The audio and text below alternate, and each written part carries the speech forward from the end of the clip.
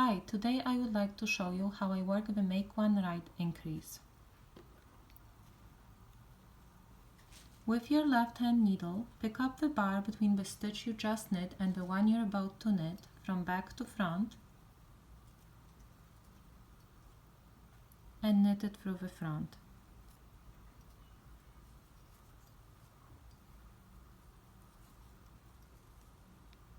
And here you have the make one right increase. I'll show you one more time. Pick up the bar from back to front and knit it through the front.